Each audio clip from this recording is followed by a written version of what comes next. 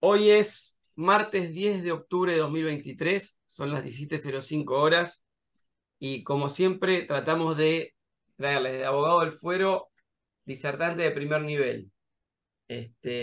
Cuando la conocí a la doctora Leiva y me planteó el tema, me trajo recuerdo cuando cursé la materia de negociación, donde me enseñó el método de Harvard, que es uno de los métodos que la doctora Leiva maneja muy bien porque me hizo refrescar todos esos conceptos que aprendí 20 años atrás en la última materia de la facultad.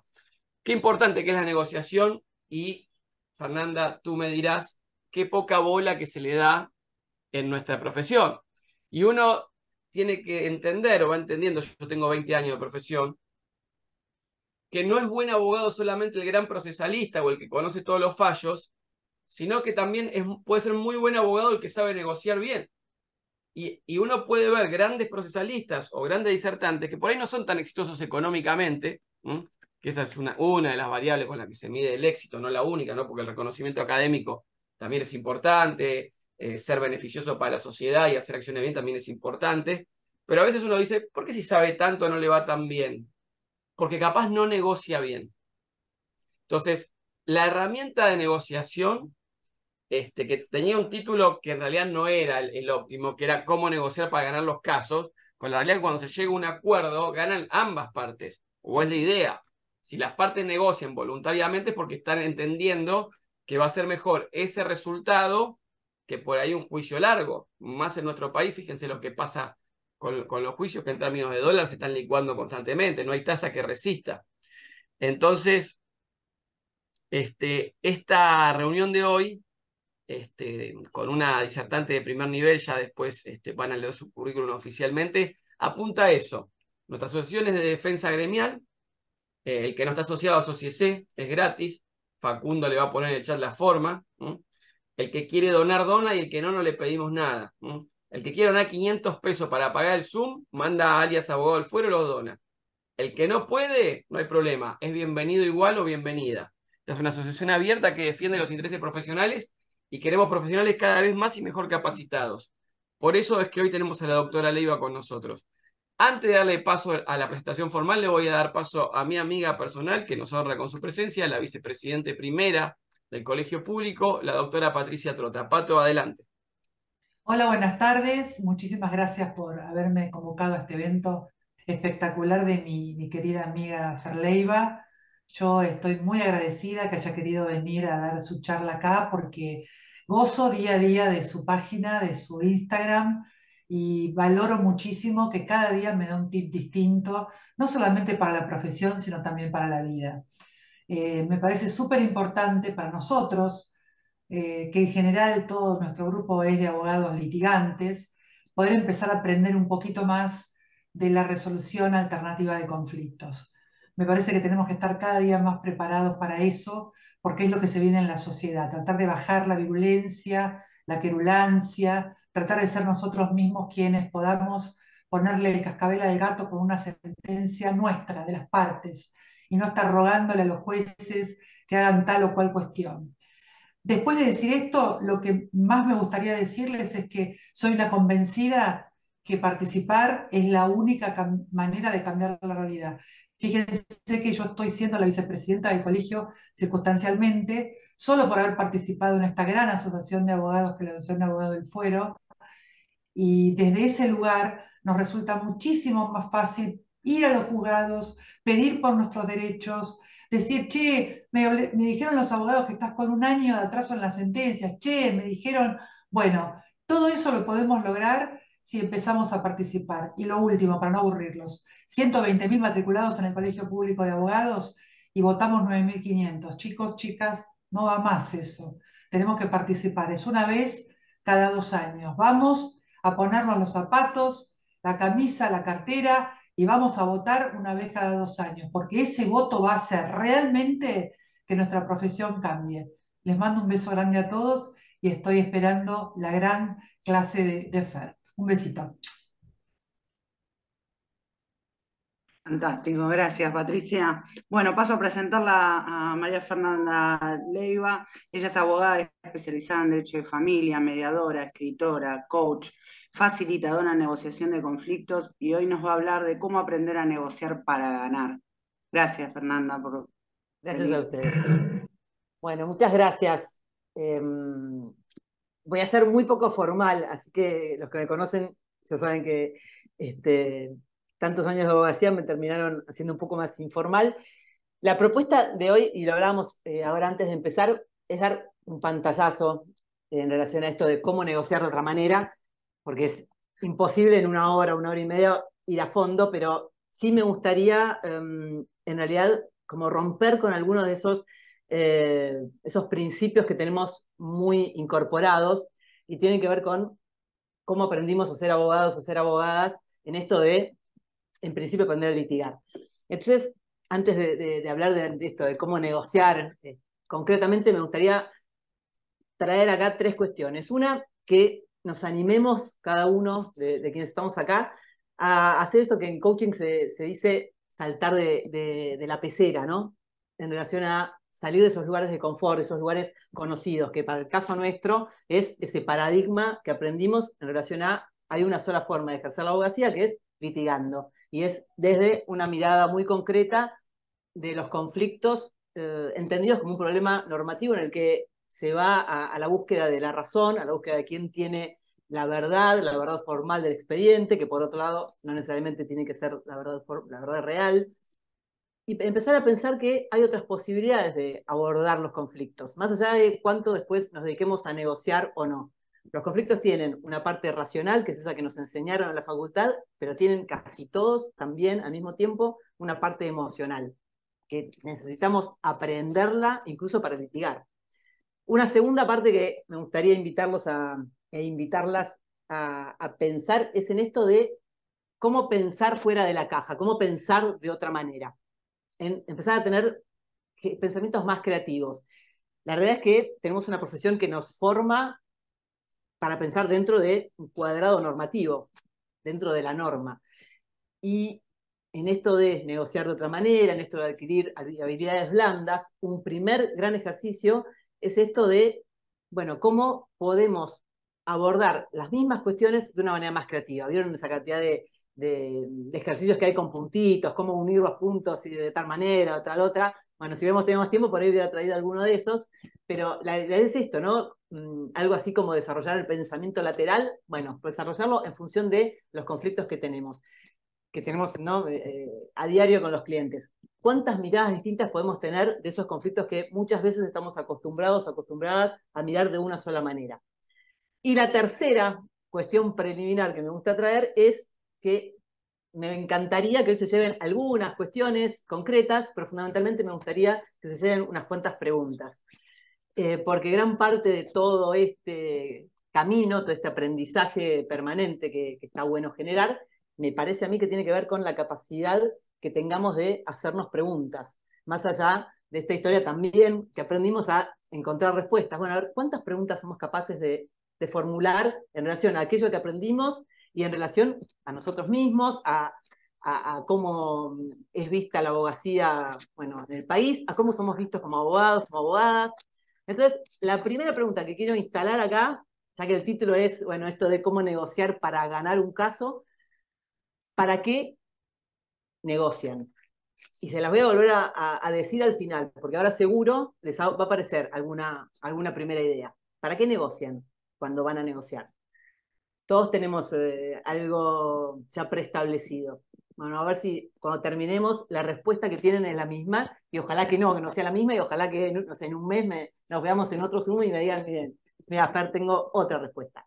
Porque la realidad es que aprendimos en la Facultad de Derecho a negociar para ganar. Y esto del título tiene una cosa bastante poco inocente, el lenguaje no es inocente, y la verdad es que queremos ganar siempre como abogados, como abogadas, inclusive cuando negociamos. Ese es el chip que traemos. Entonces estamos acostumbrados o aprendimos a negociar desde las posiciones que nos traen nuestros clientes, que nosotros encuadramos en un determinado lugar jurídico, pero vamos con esa posición a la mesa de negociaciones.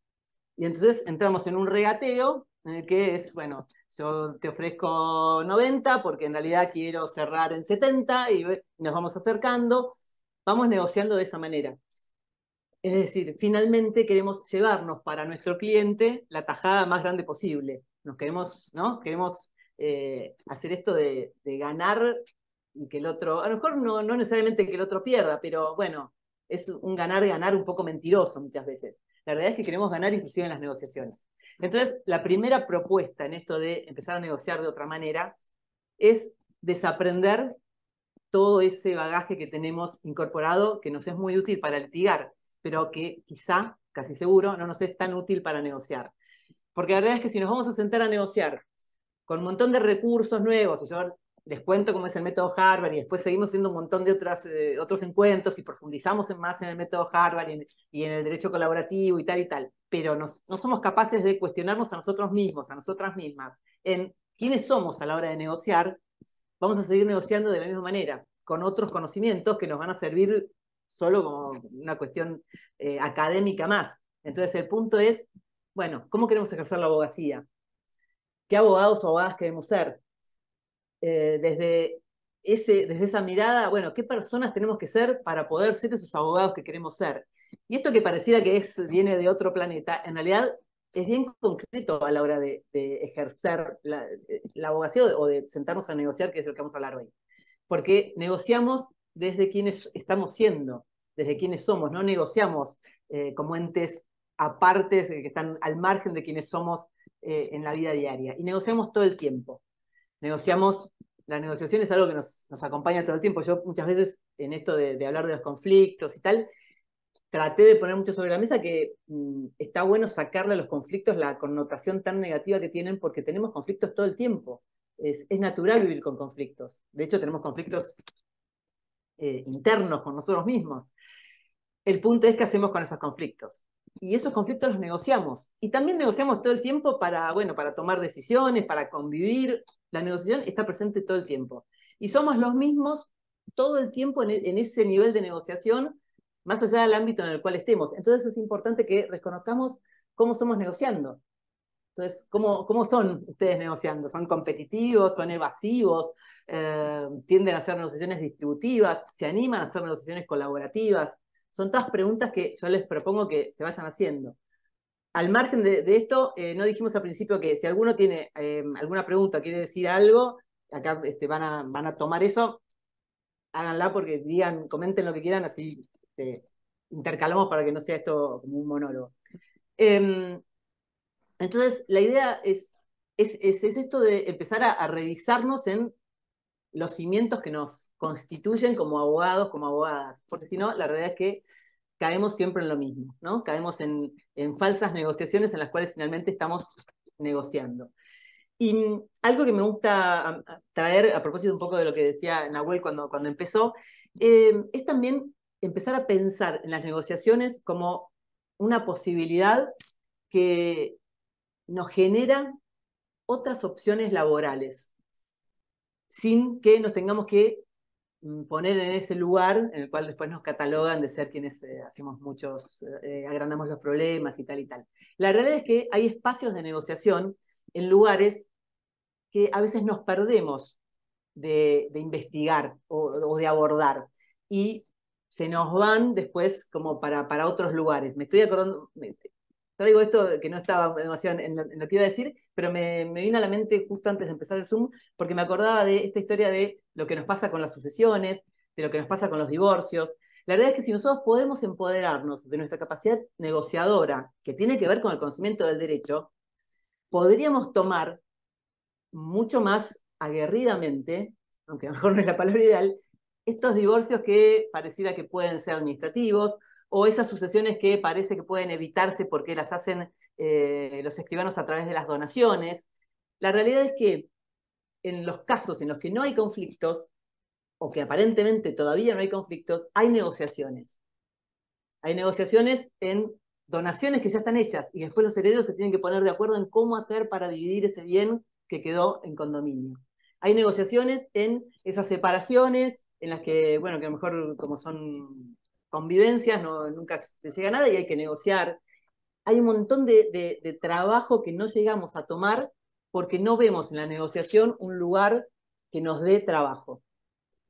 porque lo vemos como algo menor, quizá, o porque lo vemos como algo en lo que no fuimos enseñados. Entonces, la propuesta también pasa por ahí, porque podamos, desde el ejercicio profesional, identificar la cantidad de lugares que tenemos para trabajar y para expandirnos, más allá de lo típico del litigio. Entonces, bueno, yendo un poco más, sí. Y a propósito de eso, la doctora Paz, Sofía Paz, en el chat pone, más allá de agradecerte la propuesta que brindás, quería saber qué tipo de perfiles se necesita para negociar. Creo que tiene que ver un poco en línea con lo que venís hablando. Genial, gracias.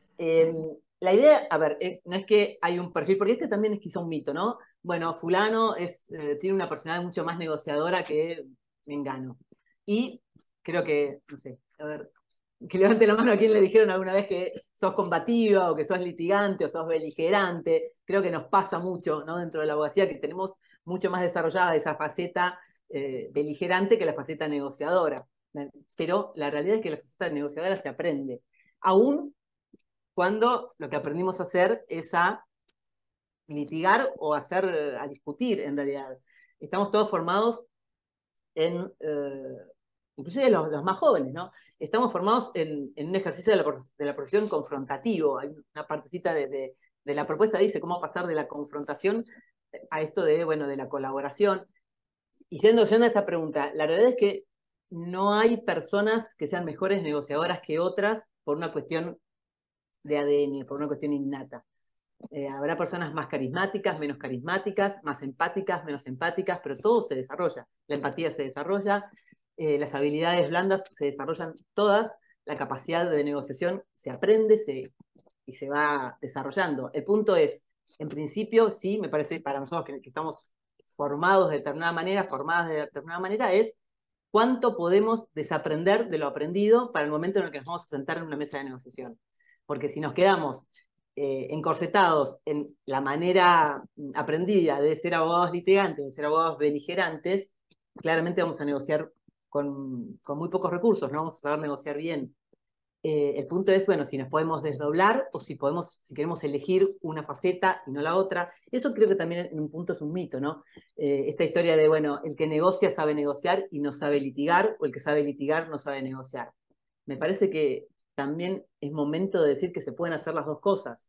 Sí, el hecho de aprender a negociar requiere, hasta tanto no se cambie la cuadrícula, de hacer después un aprendizaje que no tenemos en la facultad, porque es conectar con toda una parte emocional que no aprendemos en la facultad, es aprender inclusive, bueno, esto de cuáles son las opciones que tenemos disponibles para generar alternativas de resolución de conflictos más allá de lo que ya esté armado como mediación o como conciliación y entrar en ese formato, esto de aprender recursos, aprender técnicas y animarnos a desobedecer quizá lo que aprendimos, inclusive en cómo vincularnos con los clientes. Me gusta a mí siempre arrancar con esto que decía al principio de, bueno, negociamos todo el tiempo, negociamos con nosotros mismos, nos vamos construyendo como negociadores en esto de cuánto nos animamos a cuestionarnos, a preguntarnos cosas para, en consecuencia, bueno, empezar a formarnos de otra manera. Y la primera negociación que tenemos más allá de esta, que es con nosotros, y es estos acuerdos que hacemos con nosotros en cómo queremos ejercer la profesión, ¿no? Para desaprender lo que no nos sirve aprender, o lo que no nos sirve mantener. Me parece que un factor clave y que no nos dicen en ningún lugar es esto de cómo nos vamos a vincular con el cliente, cuál va a ser, y ahí va a arrancar la primera negociación. Estamos acostumbrados a tener entrevistas con los clientes, más allá después de cómo sostengamos o no la relación con el paso del tiempo, aprendimos a vincularnos desde un lugar en el cual encontramos que la jerarquía profesional está dada por esto de la capacidad que podemos tener desde la oratoria, por esto de, bueno, mostrar cuánto sabemos, mostrar seguridad, mostrar que tenemos todas las respuestas, ¿no? Nos quedamos ahí. Y la verdad es que si queremos salir a negociar con eficiencia, necesitamos primero negociar con el cliente. Por un lado, negociar toda esta cuestión no menor de por dónde va a pasar nuestro trabajo como abogados negociadores, porque todo eso tiene un valor. En la medida en que no le podamos poner un valor a ese trabajo que hacemos en instancia de negociación, nunca vamos a avanzar porque las negociaciones nunca van a ser redituables. Entonces, es importante que eso lo podamos explicitar. Así como tenemos muy claro que hacemos un pacto de cuotalitis y que decimos, bueno, por tal cosa te voy a cobrar el 20%, te voy a cobrar el 11%, te voy a cobrar lo que fuera, es importante que tengamos bien claro que toda la instancia de negociación tiene un valor, pero además de tener fijado cuál va a ser ese valor, que se lo podamos transmitir al cliente, que le podamos decir que estamos capacitados específicamente para ser buenos negociadores, que todo ese tiempo que se van a ahorrar en llegar a una resolución más rápida que la que da un juicio es tiempo que nosotros estamos invirtiendo, por lo tanto ese tiempo tiene un valor, que vamos a poder llegar a un acuerdo porque estamos capacitados para hacerlo y que nos podamos empoderar en esto de, así como crearon el conflicto que nos traen, tienen también cada una de esas personas, cada uno de esos clientes que vienen al estudio, la capacidad de ser partícipes de la solución del conflicto. Y esto que pareciera ser un dato de color, en realidad es algo bien importante, porque está comprobado que hay muchas más posibilidades de llegar a acuerdos cuando las personas se sienten involucradas en ese proceso de negociación que se está llevando adelante que cuando se sienten meros espectadores. Ahora, todo esto se lo tenemos que contar a los clientes. Y tenemos que poder hacer abordajes de los conflictos desde otra perspectiva. Así como tenemos más o menos identificados toda esta historia de las habilidades que necesitamos para negociar, esto de la escucha empática, de la escucha efectiva, esto de la asertividad, esto de la empatía, bueno, todas esas cuestiones que más o menos alguna vez escuchamos que está bueno usar en las mesas de negociación, la realidad es que es importante que las podamos usar con nuestros clientes en esa primera entrevista en la que nos están contando qué les pasa, en la que nos están trayendo el caso. Porque el cliente viene al estudio con una posición tomada y con una emocionalidad X.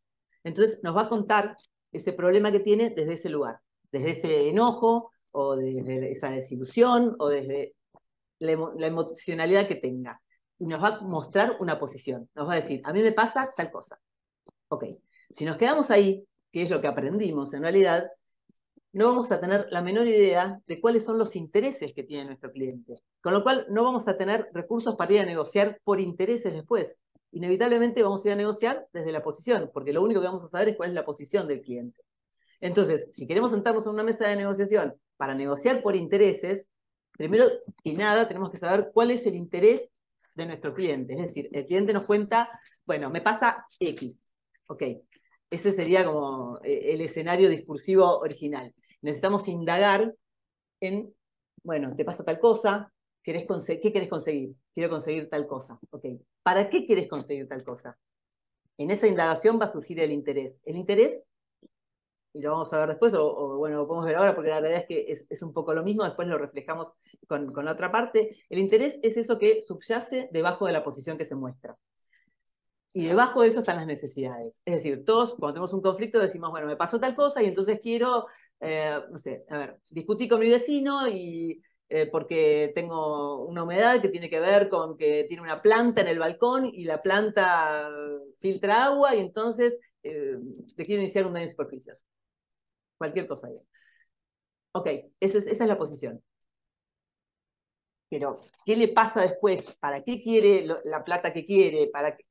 ¿Cómo piensa modificar esa emocionalidad? Tiene que ver con que podamos indagar en todo eso, que va a surgir solamente si lo podemos escuchar, si podemos ser empáticos con lo que nos están contando, si podemos validar lo que nos está contando, si somos capaces de, también desde ese lugar de uso del lenguaje, permitirle ver otras perspectivas en relación a eso que nos está contando. Es decir, si podemos tener encuentros que salgan de esa forma tan estructurada que aprendimos, en la cual el cliente nos traía un caso, nosotros le damos el encuadre jurídico y se terminó. Le pedimos la documentación y arrancamos. La propuesta es, si vamos a negociar de otra manera, empezar con un espacio más amplio con nuestros clientes, un espacio de negociación con nuestros clientes, que por otro lado nos va a permitir también poder conmesurar cuál es el grado de conflictividad y cuál es el tiempo que nos puede llevar esa negociación y si la negociación que pensamos encarar tiene sentido o no. Porque a lo mejor nos parece que es bueno, un caso súper negociable y somos los más negociadores del mundo, pero escuchando a nuestro cliente decimos, no, este caso es para abrir y cerrar la mediación e ir a juicio. Es decir, esa conversación nos da un montón de recursos y nos da también recursos muy claros para poder considerar cuál debería ser el monto de los honorarios que vamos a pedir.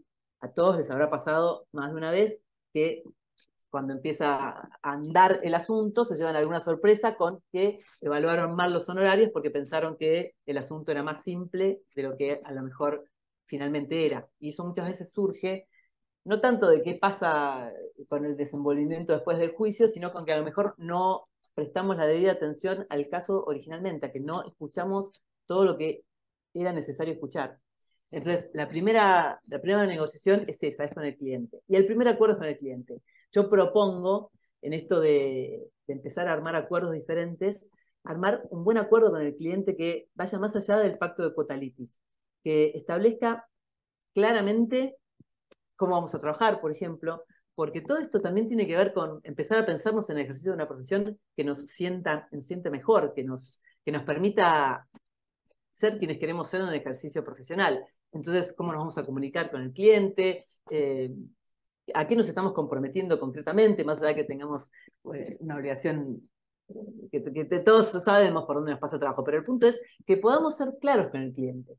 Y una vez que escuchamos todo eso, sí, ahí viene la parte que sabemos, que es la de, bueno, ser abogados o abogadas tal cual como lo aprendimos. Esto es, bueno, hacer el encuadre jurídico del asunto. Pero ahí no regatear, no quedarnos cortos en cuánta explicación damos en relación a las máximas y mínimas que nos plantea ese caso. Porque es algo que muchas veces no compartimos con el cliente. Muchas veces no somos lo suficientemente claros o claras en esto de qué expectativas deberíamos tener en relación a qué puede pasar con ese caso concreto que nos traen. Entonces, a mí me parece que es una buena práctica poner sobre la mesa con claridad, bueno, esto es tal cosa, judicialmente puede tardar tanto tiempo, si, no sé, si nos toca tal sala puede pasar tal cosa, si nos toca tal otra puede pasar tal otra, si vamos a mediación, bueno, las posibilidades son tales, que podamos plantear ese escenario y también que le demos al cliente la posibilidad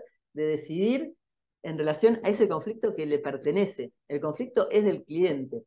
Entonces, si logramos también generar esa mirada, damos mucho más lugar a todas las posibilidades autocompositivas. Cuando hablamos de derecho colaborativo, hablamos de una manera autocompositiva de resolución de conflictos. Y la mediación, en definitiva, es lo mismo, aunque la tenemos acá usada de otra manera. Hablamos nosotros y bueno, corremos un poco a las partes de escena, pero la realidad es que las negociaciones debieran ser con una presencia mucho más contundente de las partes, porque es la manera de permitir que se desarrollen con todas sus potencias, ¿no?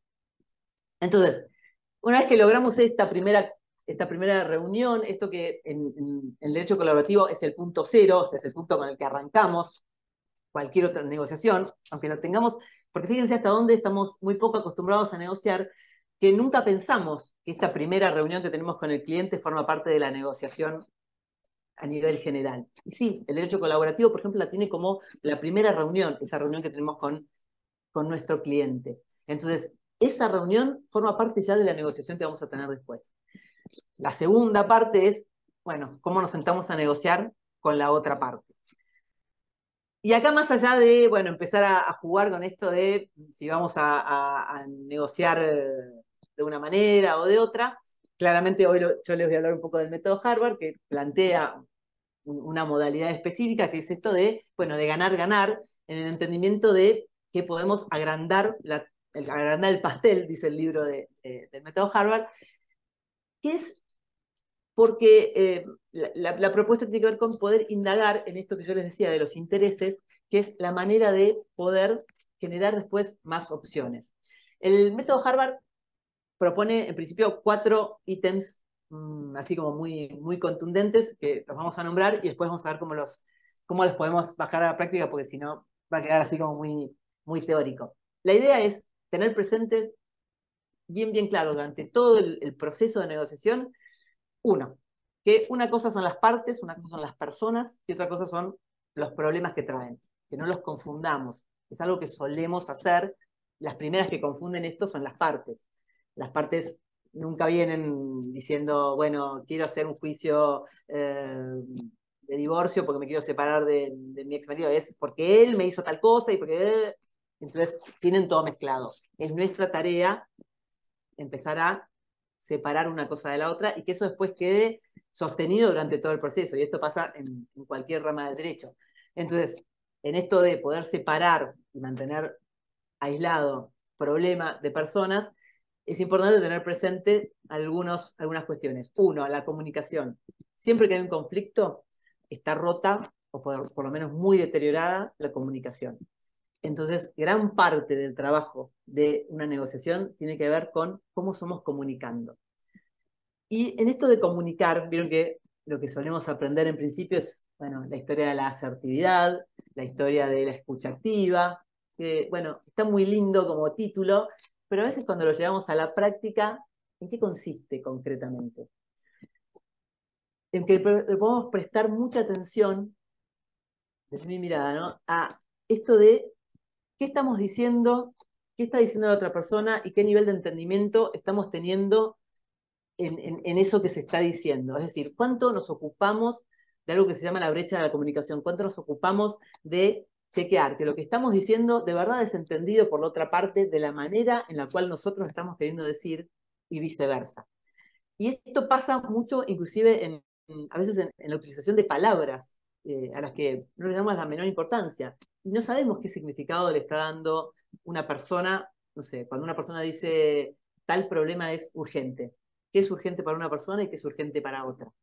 Y puede parecer como excesivo esto que les estoy diciendo, dicho así, fuera de contexto, pero la realidad es que grandes problemas arrancan por problemas de entendimiento, en qué se dijo y en cómo hay que llevar adelante determinadas obligaciones o determinadas cuestiones, y también a veces esto termina siendo una gran dificultad para solucionar esos asuntos. Entonces, el asunto de la comunicación, yo diría que es de lo que está así como muy, muy, muy, muy en primer plano. De hecho, en las mediaciones, en las conciliaciones también, la realidad es que el rol de ese tercero imparcial tiene que ver con facilitar la comunicación. Entonces, si vamos a negociar nosotros sin que haya terceros, tenemos que tomar en nuestras manos esa posición de salir a generar una mejora en la comunicación entre las partes. Y si vamos a nosotros comunicarnos con el abogado de otra parte, ser súper cuidadosos en cómo nos estamos comunicando. La otra parte es la confianza. Las partes generalmente tienen la confianza deteriorada o completamente rota. Entonces, tenemos que tener muy presente que todo ese proceso de negociación que llevemos adelante va a ser como poner ladrillo tras ladrillo tras ladrillo en volver a cimentar una nueva confianza.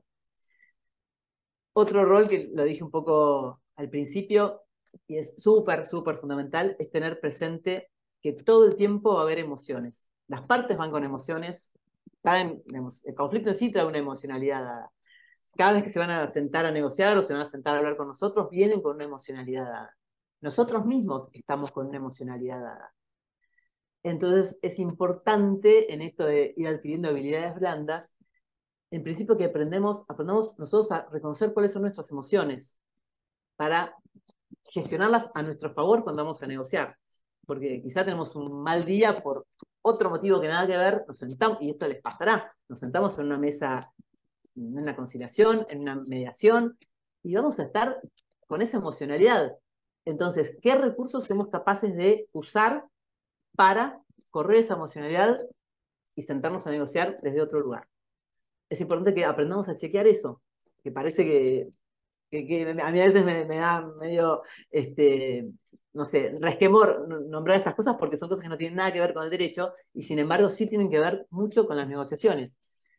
El que está enojado, bueno, pierde esto de cómo nos tomamos las cosas como personales, aun cuando estemos hablando de separar el problema de las personas. ¿Qué impresión causamos a la otra parte cuando arrancamos con las negociaciones? ¿Vieron eso de hay una sola oportunidad para causar una primera buena impresión? Y esto nos pasa un montón de veces, que llegamos y en el apuro y en la locura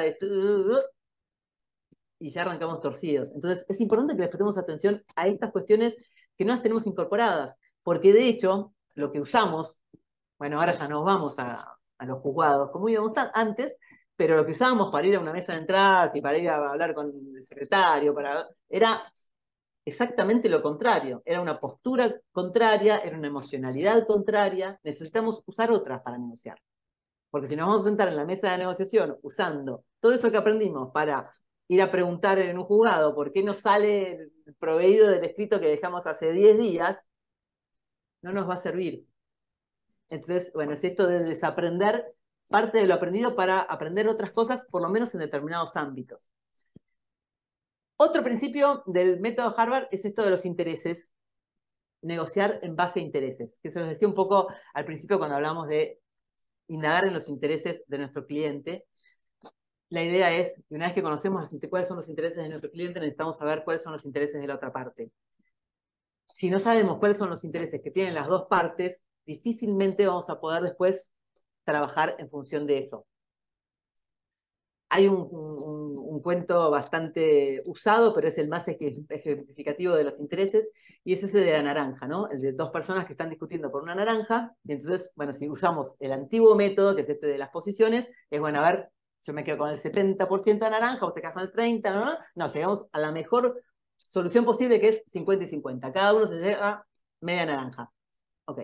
Ahora, si logramos indagar en cuáles son los intereses que tenía cada persona para llevarse esa naranja, a lo mejor hubiéramos podido saber que una de las partes quiere la naranja para hacer jugo y que otra parte quiere la naranja para hacer un budín y necesita la ralladura de la naranja. Obviamente este caso es muy simple y no siempre es tan fácil indagar en los intereses, pero la realidad es que si logramos indagar en los intereses, cada una de las partes se podría haber llevado el 100% de la naranja, porque una se hubiera llevado el 100% de la cáscara y la otra el 100% del jugo.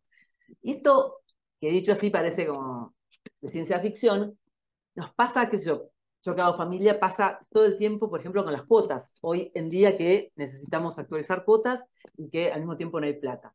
Cuando nos quedamos concretamente con los números y entonces viene la mujer y es lo típico, y pide, no sé, quiero 100.000 pesos. Y el ex marido dice, bueno, no, yo puedo pagar 60. Y no hay caso, y empezamos con 65, y nos quedamos en el número, nos quedamos ahí, y muchas veces se terminan haciendo esos acuerdos. Y nos privamos de empezar a indagar, por más obvio que pueda parecer, para qué quiere la plata esa madre que está pidiendo la cuota alimentaria. Uno dice, y es obvio, es una cuota alimentaria que quieres tanta plata, que es la liquidación que hizo el abogado, para alimentar a sus hijos. Ok, ahora, nos tomamos el trabajo de ir indagando en cada uno de esos rubros, cómo están compuestos en lo profundo de lo que representan. Porque por ahí, no sé, nos encontramos con que hay una parte que es la combi, y la combi son, no sé, 15.000 pesos por mes. Y a lo mejor el padre no puede sumar 15.000 pesos más por mes, pero puede llevar a los chicos al colegio a él. Y esto es trabajar con los intereses. Lo traigo también en un caso bastante simple de familia, pero créanme que es algo que muchas veces olvidamos hacer, porque nos quedamos con esto de lo numérico y nos quedamos con las obligaciones y nos quedamos con las posiciones de las partes y sus enojos. Entonces, bueno, no llegamos a esto de agrandar las posibilidades. El tercer punto que plantea el método Harvard tiene que ver con generar opciones. Esta historia de poder generar opciones obviamente tiene que ver con los intereses, o sea, en principio es, bueno, vamos descubriendo los intereses y después podemos empezar a trabajar en las opciones. Algo importante para tener presente con los intereses es esto. Tener posiciones completamente opuestas no quiere decir de ninguna manera que no haya debajo intereses que sí sean, vayan en el mismo sentido, o que quizá no vayan en el mismo sentido, pero sean complementarios. Es decir, posiciones opuestas no equivale a intereses opuestos. Es súper importante que lo tengamos presente porque si no, no podemos ir trabajando sobre eso. Generar opciones es esto de, una vez que descubrimos cuáles son los intereses que andan dando vueltas, empezar a pensar en posibilidades. ¿Vieron la famosa tormenta de ideas a la cual le damos muy poca bolilla? La tenemos como, bueno, sí, el brainstorming y listo, ya quedó. Y en las negociaciones que hacemos con colegas o inclusive en las mediaciones. ¿Cuántas veces ustedes ven últimamente un mediador que se para y que agarra la pizarra y empieza a escribir un montón de ideas? No lo vemos. Lo que propone el método Harvard es usar ideas, y de hecho está escrito así, ideas locas. Usar ideas que no estén sometidas a la crítica, que no estén evaluadas. Es decir, usar todas las ideas que se nos ocurran. Y de hecho propone un doble juego de tormenta de ideas. Que hagamos uno con nuestro cliente, y si puede haber alguna otra persona en el estudio, mejor, porque cuantas más miradas haya sobre el asunto, mejor. Y después hagamos la otra con la otra parte. Que le demos mucha importancia a ese punto. Es decir, esto en la mecánica, porque si no, parecía que son todos principios aislados, sería, tenemos las posiciones, ya sabemos, no sé, la carátula del asunto. Esa es la posición. Bueno, ¿cuáles son los intereses? Empezamos a hacer una lista, de hecho, ¿no? Anotar los intereses enfrentados, o, bueno, tal, los intereses compatibles son tal. Acá encontré un interés común, bueno, los anotamos. A veces, miren, el único interés común que podemos encontrar es la voluntad de acordar. Y es un interés súper importante. Es un interés para ponerlo así como en cartel enorme, para rescatarlo. Una vez que tenemos eso, viene este momento de generar opciones, que es a través de la tormenta de ideas. Pero una tormenta de ideas bien hecha. Y una tormenta de ideas en la que el método Harvard, y yo lo estoy empezando a hacer en las negociaciones, en las mediaciones presenciales, en quienes se animan a volver a la presencialidad, propone inclusive hasta desde no es gráfico, pero desde lo tangible de cómo vemos al problema, que en la mesa nos sentemos de otra manera. Estamos acostumbrados en esto de negociar contra la otra parte, entender que estamos unos acá, los otros enfrente, y somos parte y contraparte, inclusive en una mesa de negociación. De hecho, nos sentamos así en las mesas. Estamos unos acá, los otros enfrente. La idea es que podamos empezar a pensarnos como equipo, que podamos empezar a pensarnos en estar al lado de la otra parte y que lo que esté enfrente sea el problema. Y esto, como lo visual tiene siempre mucho que ver, está bueno inclusive plasmarlo en la mesa de negociación. Y un momento como muy bueno para poder plasmar esta reubicación es cuando estamos haciendo la tormenta de ideas. Una tormenta de ideas bien hecha, ¿no? Con una pizarra o con un rotafolio o con, no sé, una cartulina, pero que todo el mundo esté viendo lo que vamos escribiendo y que las partes dejen de estar enfrentadas y que estén enfrentadas a esas opciones que se están generando, a esas ideas que estamos teniendo, que dejen de tener la sensación de somos parte y contraparte como en un litigio, para que empiecen a tener la concreta percepción desde lo vivencial de estamos sentados al lado para solucionar este conflicto que nos pertenece y que en realidad es a eso a lo que estamos enfrentados.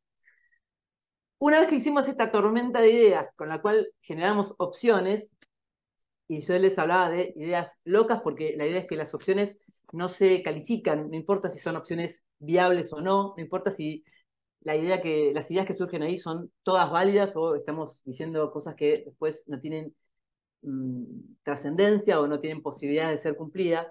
Después vamos a rescatar alternativas, que sería como el paso siguiente. Es decir, de esas opciones que surgieron, bueno, ¿cuáles son viables? ¿Cuáles son alternativas que podemos sí empezar a evaluar con criterios jurídicos y con algo que el método Harvard le da mucha importancia y es el 4 principio, son los criterios de algo así como de justicia, pero no justicia en cuanto a justicia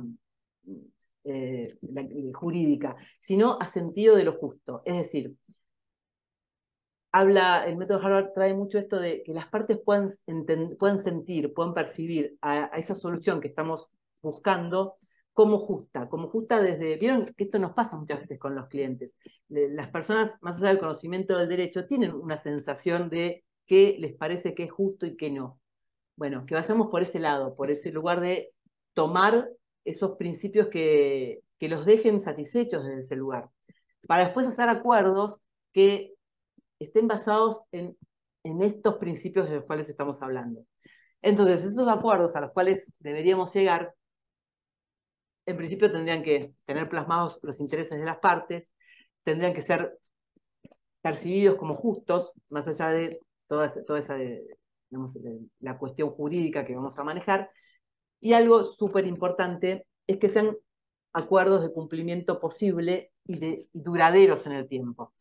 La realidad es que, y acá no quiero hacer una mezcla de tantas cosas, pero sí aparece, no sé si leyeron algo de esto, aparecen últimamente los contratos conscientes, los acuerdos conscientes, que tienen que ver con esta historia de poner el foco, más allá de toda esta cuestión que ya traemos naturalmente, que tiene que ver con, bueno, qué pasa si en caso de incumplimiento, cuál es la mora, cuál es el plazo, cómo interpretar, a qué tribunal vamos a ir, digamos, toda esa cuestión normativa, por si el acuerdo no se cumple, que podamos poner también foco en qué hacemos para que ese acuerdo sí pueda cumplirse. Y eso tiene que ver con la construcción del acuerdo, es decir, en cómo hemos trabajado para llegar al acuerdo, y en después los elementos que le demos al mismo acuerdo para el caso de que haya algún inconveniente. Es decir, si vamos a ir derecho a la mora, a la interpretación, bueno, vamos derecho otra vez a lo de siempre. Entonces, que haya resortes en el acuerdo para los casos de, ojalá que no, pero ojalá, digamos, de posibilidad de desavenencias en cómo llevar adelante, bueno, muchos acuerdos en los cuales va a seguir habiendo cierto plazo de tiempo que va a mantener a las partes unidas. Porque, digamos, creo que no lo dije al principio, esta forma de negociación es especialmente válida o especialmente necesaria, diría yo, para esas cuestiones en las cuales la relación entre las partes es importante, o entre las cuales hay una relación entre las partes. No es lo mismo, qué sé yo, negociar un daños y perjuicios entre dos personas que chocaron y que nunca más se van a ver, que negociar una cuestión societaria entre personas que van a seguir siendo socios, o una cuestión de familia, o una cuestión de derecho sucesorio, o una cuestión entre vecinos. La realidad es que esas cuestiones son las que valen la pena que podamos desarrollar todos estos recursos, porque son personas que van a seguir conviviendo, van a seguir teniendo una relación, y por lo tanto, la manera en la cual arreglen o no ese conflicto les va a permitir después gestionar los conflictos que puedan seguir teniendo de otra manera. Algo que no dije, porque no es tan del método Harvard, pero sí es súper importante tener presente todo el tiempo, es esto del MAN. Vieron que yo les decía al principio cuando hablamos con el cliente, bueno, mostrarle cuáles son las máximas y mínimas, y ser bien claros en ese detalle, porque me parece también que le hace bien a la profesión, ¿no? Es no dejar que corra esa historia de casi ilusoria de qué se puede conseguir, y que está tan asociada a veces a esa mala fama que tenemos en muchas ocasiones, como que prometemos cosas que después no cumplimos. Entonces, que seamos claros en las máximas y mínimas, pero más allá de eso, que con esas máximas y mínimas podamos elaborar un MAN bien concreto. El MAN es la mejor alternativa a un acuerdo negociado. Y ese MAN lo tenemos que tener desde antes de sentarnos a la mesa de negociación, porque es lo que nos va a dar el marco de hasta dónde esa negociación nos sirve o no nos sirve, si tiene sentido que nos quedemos negociando o no, si es momento de levantarnos. También el MAN con el que contemos nos va a dar alguna pauta en relación a cuál es el momento más oportuno para empezar la negociación. En qué momento tenemos más poder en la negociación, o menos, y entonces por ahí conviene hacer una pausa. Entonces, definir el MAN es súper importante. Y es muchas veces importante hasta comunicárselo a la otra parte por si la otra parte no se está dando cuenta. A mí me pasa muchas veces que cuando estoy en el rol de mediadora, que me doy cuenta que no están teniendo MAN, o están teniendo un MAN que por ahí no es el adecuado. Y entonces, si uno no maneja ese punto con eficacia, la negociación no va a ir a un lugar provechoso para el cliente. Vamos a negociar mal. Entonces, bueno, esto quizá no es tan del método Harvard, pero sí es de la práctica. Otra cosa que no es del método Harvard, y me gusta igual traerla, tiene que ver, yo sé que acá hay muchos de ustedes están especializados en derecho laboral, y entiendo que pasa en las conciliaciones, en las mediaciones pasa muchísimo que las personas no tienen la menor idea de qué están haciendo ahí, no importa si es presencial, si es virtual, y es importante que les podamos contar, que tengan bien en claro que finalmente la decisión en relación a ese conflicto pasa por ellos, porque así como ese conflicto lo generaron ellos, no importa cuánta razón o no tengan, ese conflicto es generado por las partes, también ellos tienen la enorme posibilidad de generar la solución. Y eso lo hacen ellos, lo podemos hacer nosotros con, digamos, con nuestro trabajo, con lo que sabemos hacer, pero la decisión final es de ellos. Entonces, es importante que les podamos dar la capacidad de presencia y de decisión en lo que vamos haciendo. Aún cuando sea una empresa y que vayamos después a contarle al gerente lo que hacemos. Pero es importante que exista conciencia de esa participación que están teniendo. Muchas veces, no sé, en las conciliaciones me parece que pasa menos, pero en las mediaciones muchas veces las personas vienen pensando que el mediador es un juez o una jueza. Y vienen a contar la historia como si porque, bueno, ahí claramente hubo un abogado que no contó de qué se trataba la instancia. Entonces, bueno, sí, toda una historia que nos lleva más tiempo, por eso yo insisto en esto de cómo los vamos a cobrar sus honorarios, y en cómo lo vamos a dejar muy, muy, muy explicitado. Me parece que también es importante que nosotros tengamos presente que así como las partes van a tener un resultado más rápido, nosotros vamos a tener los honorarios más rápido. Y esto no quiere decir de ninguna manera que tengamos que cobrar menos, pero bueno, es obvio. Entonces, en esto de no siempre lo igual es lo idéntico, ¿no? Que podamos ser creativos incluso con los honorarios. Un punto súper importante en esto, ahora que dije la palabra creativo, es la creatividad que nos permitamos tener en todo el proceso. Que no le tengamos miedo a hacer cosas que no aprendimos en la facultad, porque de eso se trata, negociar de otra manera. Si seguimos negociando encorsetados en ese formato que nos es muy útil para litigar, nos perdemos de otras posibilidades que nos da el hecho de, bueno, hablar de otra manera, de escuchar de otra manera, de gestionar emociones de otra manera, de permitir que la otra parte se desahogue. Muchas veces las partes involucradas en un conflicto necesitan contar lo que les pasa, y eso es parte de la solución. Y puede parecer algo tonto, y sin embargo es algo que pasa. Eso saca muchísima carga. La gente muchas veces necesita que la otra parte, que el abogado de la otra parte, escuche qué le pasa. Y con eso ya tenemos una buena parte resuelta. Pero si no lo hacemos, entonces, bueno, me parece también que es súper importante en esta era pospandémica que podamos distinguir para qué cuestiones es más útil seguir con la virtualidad y para qué cuestiones es más útil volver a la presencialidad.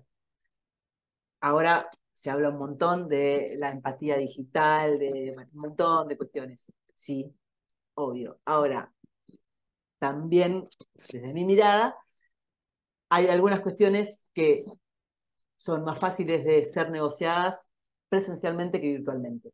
Porque si a un conflicto de familia, por ejemplo, más allá de toda la carga que tiene cada una de esas personas involucradas, le metemos una cámara, la otra cámara, la señal, si se escucha o si no se escucha, el Zoom, la conexión, estamos sumando factores. Y algo importante que no lo dice el método Harvard, pero bueno, de algún otro lugar lo traigo, es el contexto que sepamos crear para negociar. Vieron que muchas veces, qué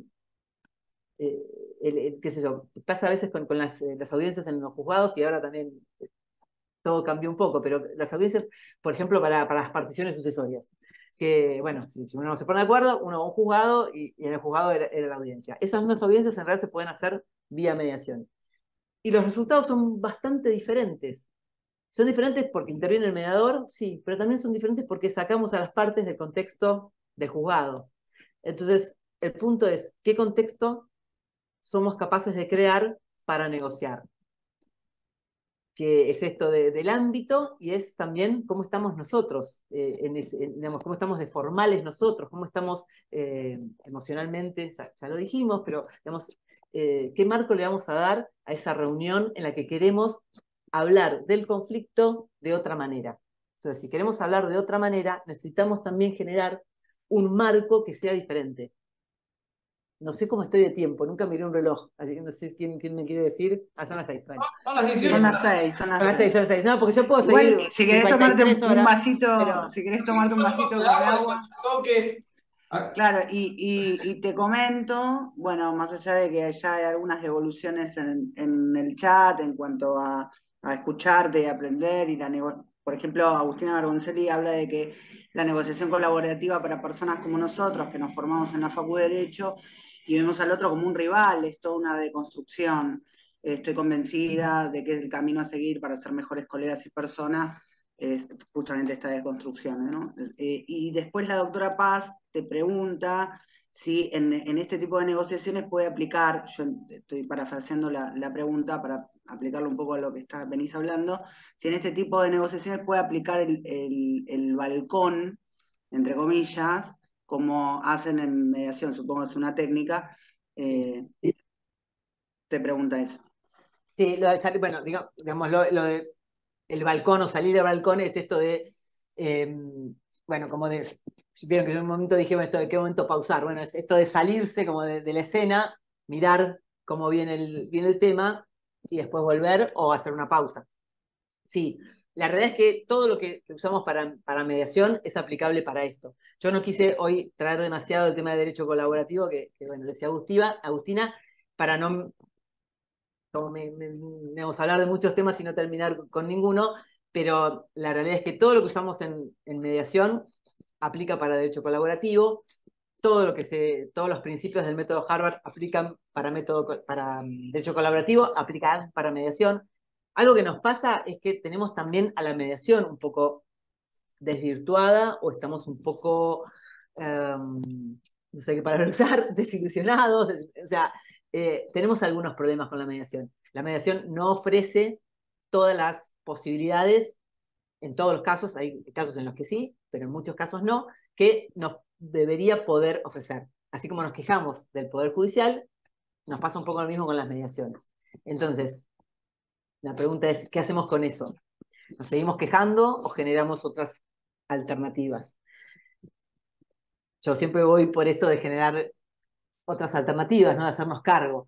Una posibilidad es esto de, bueno, si las mediaciones no son lo suficientemente buenas, siempre tenemos obvio la posibilidad de elegir un mediador, pero bueno, hay distritos en los cuales es por sorteo, las conciliaciones son por sorteo, entonces es, bueno, aprendamos a negociar nosotros. Aprender a negociar es esto, es capacitarnos. La única diferencia que hay entre el derecho colaborativo y las mediaciones es que en las mediaciones, bueno, las conciliaciones también, aparece un tercero imparcial. El tercero imparcial es un facilitador en la negociación. Ahora, todo el resto debiera ser muy parecido, aunque el derecho colaborativo tiene todo un proceso muy estructurado, tiene esto de las reuniones individuales, las reuniones a cuatro bandas, que son las reuniones de las dos partes, tiene principios muy claros, se firma de entrada un acuerdo de participación en el que se establecen, digamos, por escrito todos estos principios que está bueno tener para generar un trabajo en equipo. Estos principios no son más que la buena fe, la comunicación franca, la transparencia.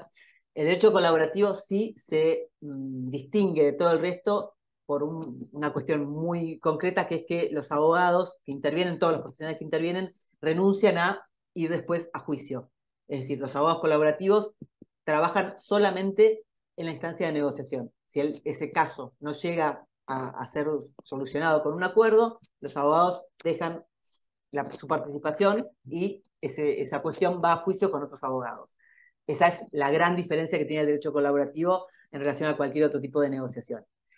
Yo, por ese pequeño gran detalle, no lo veo tan posible de ser aplicado tan contundentemente en la realidad jurídica argentina actual. Porque la realidad es que sí, con todos los problemas que tenemos y con los horarios y tal, vamos a pretender que haya muchos abogados o abogadas que se dediquen a ejercer el derecho colaborativo y en consecuencia a renunciar por completo a la instancia judicial, bueno, no sé si estamos hoy en condiciones de hacer eso, pero sí estamos en condiciones de tomar los principios del derecho colaborativo y usarlos y ser los mejores negociadores que podamos ser y hablar con la otra parte para que la otra parte tome también esas pautas con las cuales vamos a negociar.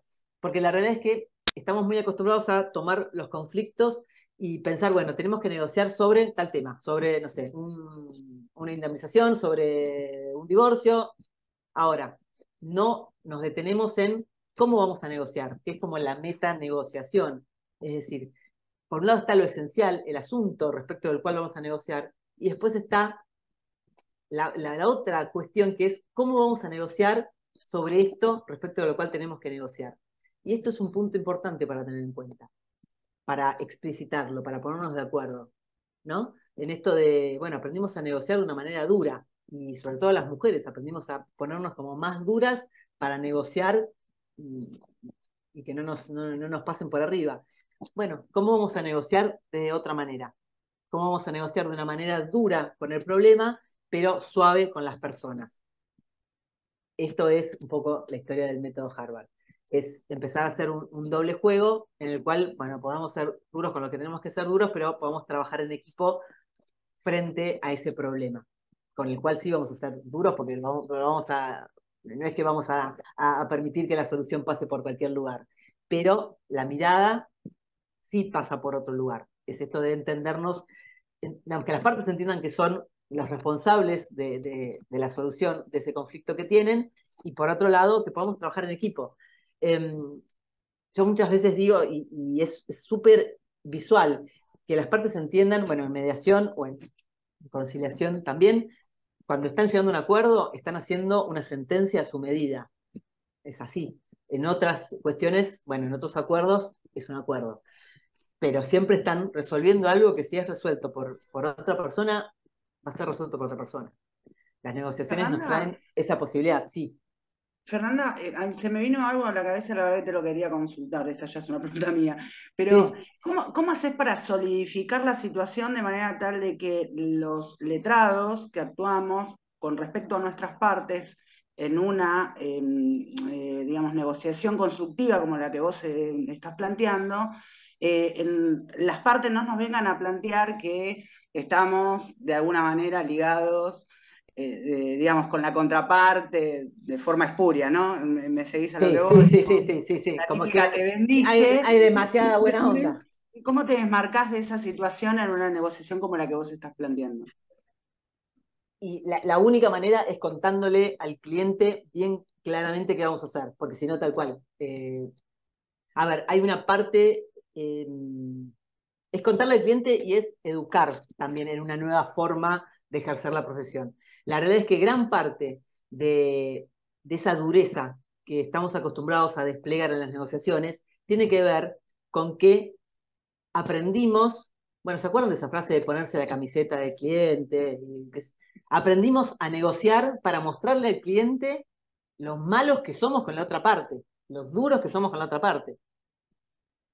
Y entonces no negociamos. Estamos haciendo en la negociación una antesala del juicio, una antesala del litigio. Vamos a la negociación a confrontar para mostrarle cómo está bien los honorarios que nos pagaron, porque mirá qué bien te defendí, qué aguerridamente te defendí en no sé, en la mediación, por ejemplo. Bueno, si al cliente no le contamos antes de cómo estamos queriendo negociar, más allá de contarle, si no consensuamos, por eso yo hablé de la primera negociación con el cliente, porque puede ser que ese cliente no tenga ninguna intención de llegar a un acuerdo. No, o sea, no necesariamente todos los casos son tan negociables, no necesariamente todos los clientes quieren llegar a un acuerdo, entonces, bueno, puede ser que en algún caso nos pase, o en varios casos nos pase, que el cliente diga, sí, vamos a mediación porque hay que pasar por mediación, pero yo quiero ir a juicio. Bueno, entonces ahí a lo mejor no sé, vamos y justificamos los honorarios siendo las personas más duras del universo. Pero si no es así, si la instrucción del cliente o lo que consensuamos con el cliente, lo que negociamos con el cliente es, vamos a hacer todo lo posible para llegar a un acuerdo dentro de estos parámetros, dentro de estas máximas y mínimas, bueno, por lo tanto, vamos a trabajar de esta manera. Vamos a trabajar en equipo, con la otra parte, o sea, todo eso se lo tenemos que contar porque sí, tal cual. Si no, da para que piensen para qué lado está jugando. Entonces, es súper importante el tiempo que le dediquemos a esa charla con el cliente. Y esa charla tiene que ser súper cobrada, porque otra vez, si seguimos con el paradigma de cuando viene el cliente, no le vamos a cobrar, porque como vamos a ir a juicio, y entonces le vamos a cobrar el 20, y entonces la consulta va a ser gratis, y bueno, la consulta es, bueno, más o menos contame qué pasó, y ya está. esa consulta tiene que ser una consulta larga, porque aparte poder identificar los intereses lleva tiempo. La gente muchas veces no tiene demasiado claro para qué está pidiendo lo que está pidiendo. Entonces a lo mejor estamos una hora, no sé, no, una hora, nos quedamos cortos, a lo mejor estamos 2 horas hablando. Lo tenemos que poder cobrar. Los intereses son algo que aparece como más inconscientemente, ¿no? Se los identifica como las capas que tiene una cebolla. La posición es lo que decimos, es bien consciente, es público inclusive, y después todo el resto está mucho más abajo. Entonces necesitamos tiempo. Y para no irme de lo que me decías, sí, y me parece súper importante lo que decís, porque hay mucho de acting en cómo vamos a negociar. Porque tiene que ver con los honorarios, tiene que ver con para qué nos contrataron. Ahora, ¿para qué nos contratan? Por eso yo decía, hay muchas preguntas para hacernos. Eh, ¿qué es lo que queremos ganar o qué es lo que el cliente quiere ganar cuando nos contrata? ¿Quiere ganar, que le quiere ganar sí o sí al otro y dentro de 10 años, ¿eh? ¿O quiere ganar la solución de un problema que tiene? Entonces, bueno, todo eso surge de la charla que tengamos con nuestros clientes. O sea, todo esto de la cantidad de recursos que muchas veces hablamos en relación a las mediaciones o las negociaciones o cualquier manera de resolución alternativa de conflictos, si no lo aplicamos al vínculo que tenemos con el cliente, no nos sirve, porque vamos mal parados a la mesa de negociación. Un Que prolija la Ahí, doctora. zapato. ahí Pato No, quería hacer una. la verdad que te estoy escuchando muy atentamente y lo que yo siempre digo, y a veces es bueno explicarlo en el contexto, esto que vos decís de hacer una muy buena consulta, que para mí es fundamental porque hay que escuchar a la persona. La persona viene con una carga emotiva. Yo hago juicios patrimoniales, o sea que yo hago laboral, pero me imagino que debe ser mucho peor en las cuestiones familiares. Viene con una carga emotiva muy grande y no puede comprender que el otro, mientras exista un intercambio telegráfico y todavía no haya un resultado final, no le debe nada. O sea, ellos creen que si la liquidación da 5 millones, le deben 5 millones. Entonces hay que explicarle al cliente que en realidad esto es un litigio, que es hay dos partes donde dos partes tienen intereses diferentes, piensan diferentes. Uno cree que tiene todo, el otro cree que no debe nada, y que en ese sentido hay que allanarse a eso. Y lo que es peor es que hay que explicar el contexto Argentina, ¿no? Porque a nosotros, a todos los litigantes, nos atraviesa que si bien tenemos una tasa de interés, que algunas salas la aplican, otras no, nos atraviesa el tema dólar. Yo hace 15 días estaba hablando con un cliente sobre un juicio muy importante y resulta que ahora, en lugar de valer 600 pesos, el dólar vale 1000. Entonces, y los juicios son en pesos, o sea, todas esas cosas. Por eso es importante cobrar la consulta, para poder evacuar tranquilos con todo el tiempo del mundo. Si es un obrero, bueno, si es un obrero raso no le va a cobrar, pero si es un obrero que es administrativo, a lo mejor le puede cobrar un simbólico. Si es un trabajador más jerárquico, le puede cobrar una buena consulta, para que poder uno sentirse tranquilo, que le da todos los elementos para que pueda tomar una buena decisión en este contexto país también, ¿no? Sí, sí, Parece a mí, absolutamente. y después Sí. decirle esto al cliente, bueno, a ver, nadie se va a allanar a pagar algo que todavía no tiene sentencia, Ujú. nadie, Sí, sí. ¿no? Sí, hoy, o sea, creo que en la Argentina actual este factor tiempo está tan presente en las negociaciones Ahora, versus los juicios, adquiere como una relevancia eh, increíble, porque inclusive en las negociaciones el tema tiempo es un tema, porque ya hoy cuando hablamos, bueno, hay un acuerdo, no sé, la suma a pagar va a ser tanto, bueno, ok, ¿en cuánto tiempo? ¿En, en un día, en una semana, en un mes? En ahí el ámbito de las negociaciones. perdón, Marta ahí levantó la mano, Marta R. Sí. Adelante, Marta, por favor. Hola, ¿qué tal? Buenas tardes. Un gusto estar compartiendo este momento con todos ustedes, todas, todos, todes, como más les guste. Escuchaba con mucha atención estos detalles y me alegra mucho que se retome este tema que desde hace 30 años más o menos lo vengo siguiendo Tuve oportunidad de formarme como mediadora hace 30 años y lo apliqué mucho en mi paso por el Fuero del Trabajo.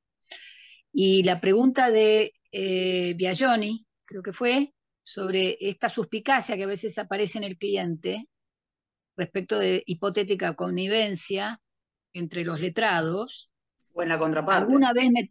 ¿Eh? O en la contraparte. Por ahí no es tu O la propio con- cliente, sino la contraparte, y te dinamitó todo el Exacto. proceso constructivo. Están todas las opciones, A con B, B con C con A, etcétera.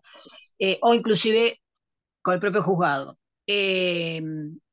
Hablo no desde el marco teórico, sino desde la experiencia mixturada con este método de Harvard que menciona la colega. Me sirvió mucho desde el lugar de tercero neutral, como no era juez, no tenía que decidir, con lo cual la confidencialidad se mantenía. Frente a una manifestación de una inquietud de una de las partes, es explicarle, siguiendo la técnica que explica la doctora con total claridad, explicarle desde ese lugar de tercero neutral que cuando mejor se lleven los abogados, menos palos en la rueda se van a poner a lo largo del pleito. Estamos hablando en el contexto de un litigio, no de una negociación previa, de una mediación prejudicial. Pero de todas maneras me parece que es algo que muchas veces es útil recordarle al cliente o a la parte que no es para que se casen entre ellos tampoco, ir al otro extremo, pero cuanto menos hostilidad haya, más lubricado está el camino hacia el acuerdo. Sí. Entonces, no ven tan mal, empiezan a no ven tan mal, esto lo viví en la experiencia, lo pude comprobar. Eh, el que haya buenos tratos entre un colega y otro. Eh, Simplemente quería sumar este dato proveniente de la experiencia. Muchas Gracias, gracias. sí, sí, sí. Sí, yo coincido. Y me parece que es esto del cambio de paradigma y es también ofrecer distintas posibilidades, ¿no? A la gente. Quien quiera a lo mejor tener un abogado más combativo, bueno, puede ir a buscarlo. O sea, también es esto de que cada quien pueda elegir la forma que mejor le siente para ejercer la profesión. Una cosa no quita la otra, no tenemos por qué todos hacer lo mismo. Ahora el punto es, si vamos a hacerlo de determinada manera, poder hacerlo con la mayor cantidad de recursos posibles. Eh, ¿No?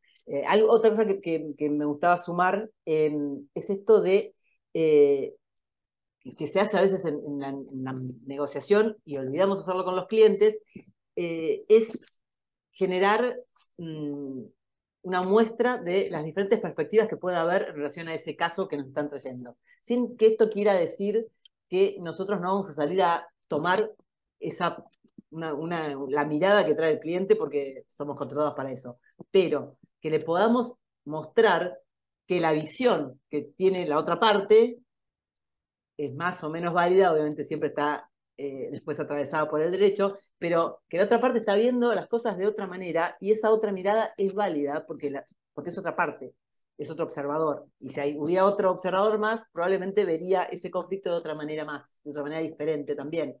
Es decir, empezar a abrir esto que antes estaba tan zanjado o que sigue estando tan zanjado por tener la razón o no tener la razón, y que es lo que nos lleva a negociar con esto de si yo gano, el otro pierde, y bueno, que pueda haber más flexibilidad en ese manejo, lo cual no es tan simple, obvio es mucho más simple decirlo que después llevarlo a la práctica, pero la realidad es que sí se puede hacer. El tema es que nos animemos a hacerlo, que nos animemos a usar las instancias y que no nos quedemos solamente con lo aprendido, porque nos privamos de posibilidades. Y creo que en la Argentina actual, eh, más allá de la tendencia negociadora o no que cada quien pueda tener, también para la profesión es un buen negocio negociar. Me salió me salió cacofónico, pero Redondito. me salía así. Si lo quería armar no me salía, pero es así, o sea, porque también, así como el cliente, digamos, porque uno le va a decir al cliente, mirá que si, no sé, esta suma, no sabés lo que decía la doctora Trota recién, no sabemos si qué va a pasar, ok. Nosotros, con todos esos honorarios enormes que a lo mejor vamos a ganar, entonces, esto que también es importante que lo tengamos presentes dentro de la abogacía, porque a veces estamos con ese aprendizaje de, bueno, no, los honorarios que vamos a tener en un juicio, Claro. y en la negociación vamos a ganar menos. Bueno, primero, que sí, el gran punto es que las No negociaciones, tiene las por qué ser mediaciones, las menos. consultas, claro, ahora, ¿cómo cuantificamos ese menos? ¿Desde dónde lo estamos mirando? ¿Qué observadores somos cuando decimos esto que ganamos en mediación o en negociación es menos? Porque lo comparamos con cuánto ganaríamos en el juicio. Ahora, ¿cuánto tiempo nos lleva también a nosotros el juicio? ¿Cuánto desgaste nos lleva también a nosotros el juicio? Todo eso que le pasa al cliente, nos pasa a nosotros. ¿Cuántos Entonces, abogados pueden pasar en ese juicio? También me plantearía. claro, Porque cuanto más ¿cuántas conflictivo. renuncias? ¿No? Entonces, que también, digamos, para con nosotros mismos nos hagamos esas preguntas. Porque si no, si ponemos linealmente, bueno, en un juicio sería tanto, y en una negociación es tanto, sí, siempre parece que es menos en la negociación. Pero, Fer, ¿no? sí, vamos 1 hora y 25 prácticamente y me gustaría que lleguemos, si te animás, a esbozar digamos, un cierre en relación a la pregunta del encuentro. Digamos, esto de ganar, ganar. Yo diría un poco ahí de qué implica ganar, ganar. Ganar, ganar para quién. Digamos, un poco lo que venías comentando, ¿no? En relación a las partes, a los intereses. Eh, Esto de la naranja me pareció súper gráfico y fabuloso. Digamos, eso, dejarlo como bien claro, como material o de alguna manera como puntapié para quizás otro encuentro, que por supuesto Claro, ojalá que lo podamos diseccionar. queda más que ofrecido. La idea sería que esto no parezca, que no parezca utópico, que podamos, porque yo soy consciente que a veces cuando uno lo cuenta y es tan descriptivo, parece utópico. Lo podemos bajar a la práctica, con cosas concretas. Por eso me gusta hablar esto de, bueno, cuando hacemos la tormenta de ideas, ¿cómo la hacemos? ¿Somos capaces de anotar y darle tiempo a eso? ¿Somos capaces de darle tiempo a la entrevista con el cliente y escuchar y preguntar y agrandarnos? ¿Somos capaces de sentarnos en la mesa de mediación, de negociación, de una manera mezclada, que no estemos todos frente a frente y que entonces seamos siempre parte y contraparte? Es decir, estas cosas muy, muy de la práctica que hacen una diferencia. Y yendo a esto que me decías, ¿qué es ganar, ganar? Ganar, ganar es en principio corrernos de esa primera idea que tenemos que si nosotros ganamos, tenemos que estar ganándole a alguien, porque venimos del paradigma judicial, del paradigma del litigio, que uno gana, otro pierde. Y eso lo llevamos a las negociaciones. Nos da siempre la sensación que un buen acuerdo es el acuerdo en el que nosotros nos llevamos una tajada superior a la de la otra parte. Un buen acuerdo es el acuerdo en el que nosotros salimos mejor parados que la otra parte. Y vemos siempre a nosotros y la otra parte. Entonces, el ganar, ganar tiene que ver con cambiar por completo el paradigma en función de qué hacemos cuando negociamos. Cuando negociamos, dejamos de ser adversarios para ser parte de un equipo que tiene, sí, en principio posiciones opuestas, lo cual no quiere decir que tenga todos los intereses opuestos. Va a haber intereses opuestos y va a haber intereses que van en el mismo sentido y va a haber intereses complementarios e intereses que no tienen interferencia. Entonces, en la medida que podamos hacer una mezcla con todo eso y que podamos comprender que si trabajamos juntos generamos una sinergia que nos da muchísimo más poder que trabajando cada quien de manera separada frente a la otra parte, empezamos a entender que ganamos todos y que no es una fórmula de win-win. Es que no necesariamente para que nuestro cliente gane, la otra parte tiene que perder. Que de hecho, un punto súper importante es tener presente que para llegar a un buen acuerdo necesitamos ser muy, más que cuidadosos, prestarle mucha atención, darle mucho lugar a los intereses de la otra parte. y tener un pleno dominio de cuáles son los intereses de la otra parte. Es decir, que nos podamos correr de esa miopía en la que caemos, en la que estamos mirando siempre cuál es nuestra posición, cuáles son nuestros intereses, y podamos prestarle atención a los intereses de la otra parte, porque si no, no vamos a llegar a un acuerdo válido, no válido, sino no vamos a llegar a un acuerdo efectivo. Entonces, hasta en esa parte es importante desaprender lo aprendido originalmente. Es decir, esto de darnos cuenta que el trabajo en equipo pasa inclusive por reconocer muy profundamente qué necesita la otra parte. Y en consecuencia, cuando salimos a hacer ofertas, poder, por ejemplo, distinguir que hay algunas ofertas que a nosotros no nos cuestan demasiado y que a la otra parte le generan un beneficio grande. Descubrir eso es un punto fundamental en las negociaciones, en estas negociaciones en las que pretendemos ganar, ganar. Beneficios mutuos. Claro, beneficios mutuos, pero más allá de eso, ¿viste? Captar esto que, bueno, a mi cliente, lo que decía, por ejemplo, para no ponerme a pensar otro ejemplo, cuando decía esto de la cuota alimentaria, no sé, cuánto sale el transporte escolar, y a lo mejor el padre no puede subir la cuota, pero puede llevar al chico al colegio. Y a lo mejor llevar al chico al colegio no le es ningún esfuerzo especial porque pasa a 5 cuadras de ahí para ir a trabajar. Entonces, a lo mejor, para él tiene un costo muy bajo y genera un alto beneficio, y es una oferta que a lo mejor omitimos hacer. Eso es ganar-ganar. Claro. Concretamente. Pero para eso nos tenemos que correr de, bueno, no, yo quiero tanto, y no, porque si no me da tanto, si no me da tanta plata, esa plata se la queda a él, y entonces, bueno, ¿qué necesitamos hacer? Necesitamos, volviendo a este tema de familia, necesitamos darle a estos chicos tal, tal, tal y tal cosa. ¿Cómo se las vamos a dar? Eso es trabajar con los intereses.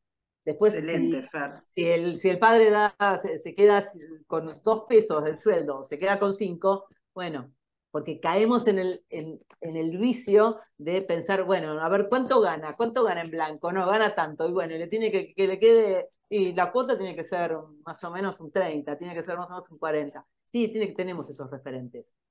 Ahora, si nos quedamos solo en esos referentes, a lo mejor claro. no gana nadie. Sí, entonces, ¿no? A lo mejor ese padre tiene otros hijos y demás, ¿no? O sea, también hay que tenerlo en cuenta, o esa madre.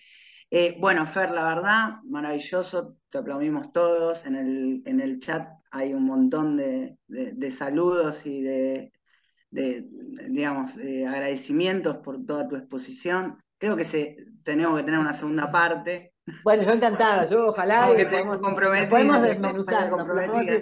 Oye, yo sería un ganar-ganar. Quizá mezclé, la verdad es que quería como dar un pantallazo general y es probable que haya hecho como una mezcla de muchas cosas distintas. No, pero podemos ir armando. Después podemos ir poniéndole buscando orden los intereses. parte por parte, claro. Para que todos ganemos. ¿Cómo se llama cuando hace el taller una audiencia podemos hacer? Podemos hacer un simulacro. Bueno, yo lo tengo, la verdad es que lo tengo súper pendiente. Me encantaría, porque si no me parece siempre que esto es como muy teórico y después, bueno, concretamente, ¿cómo hacemos en la práctica?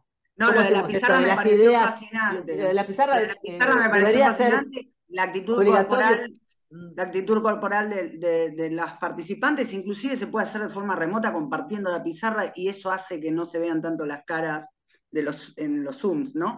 También se puede hacer. Así que podemos ubicar de alguna manera. Está buenísima la idea de hacer un Bueno, ahora que trajiste esto de la virtualidad, algo que me parece súper importante para las reuniones, vieron que tenemos esto de, bueno, nos dejamos en la sala de espera mientras seguimos hablando, ¿no? Sí. Y la verdad es que no es lo mismo dejar las partes en la sala de espera cuando estábamos todos en el estudio, entonces tomar un café en una sala, que cuando nos quedamos colgados en el éter. Entonces, bueno, es tiempo. Negociar eficientemente lleva tiempo. Entonces ese tiempo hay que poder cobrarlo. Porque bueno, si no, rápido doy alguna respuesta en el chat en relación a que sí quedan grabadas, se suben al YouTube de AFTE, busquen en YouTube el canal. Ahora le copio acá el para que suscriban perfectamente, así que suscríbanse, los que no están asociados se pueden pongan la asociar campanita para que les lleguen las notificaciones, que les lleguen todas las notificaciones y le pongan el like. Que el algoritmo suma. Y esto, como hablamos, es una construcción de todos, así que yo en lo personal, obviamente, muy agradecida, Fernanda, por tu exposición. Pato, no sé si te querés desmutear. Ahí la desmuteo, Pato, si quieres decir algo. Pato. Dale. Sí, estoy intentando. Me tienen muda los muchachos acá. Saben que soy como Fernanda, que hablo demasiado. No, yo súper agradecida. Bueno, lo que te decía Valeria es que la verdad es que estos eventos son muy enriquecedores y que nos encanta que te hayas incorporado a la ADF porque la ADF, como la mayoría de los que están acá saben bien, es un grupo de abogados, pero básicamente amigos abogados. Entonces es muy, muy bueno eso. Somos todos muy fan. Como decís vos, todos tenemos la camiseta puesta, así que y es una asociación muy abierta, muy generosa con todos los colegas. Así que no tengo nada más que agradecerles a todos, a Fernanda por haber dado la charla, a Facundo y a Valeria y a Sol por haber organizado, pero también a todos por haber participado. Esto es una suma, siempre es sumar. Así que les dejo mi cariño y mi agradecimiento. Gracias, Pato. Gracias, Fer, también. Gracias, yo Pato, les quiero decir gracias, mil Fer. gracias a todos, a vos, Pato, que con todo lo que tenés para hacer, que estás haciendo, que te hayas quedado, me da como Un placer. un Un placer. orgullo enorme, así que muchas gracias, gracias a todos, Facu, Vale, bueno, a Agus, que no está acá, pero fue la que Siempre está. me ayudó, siempre está, tal cual. Siempre está. Así que bueno, gracias. Y sí, cuando podemos hacer algo presencial, bueno, o hacer esto de las pizarras, digamos, podemos hacer práctica, me gustaría un montón. Organizamos, no hay problema. Vamos por ahí. Bueno, un Bueno. beso para todos y gracias de nuevo. Excelente. Chau, chau.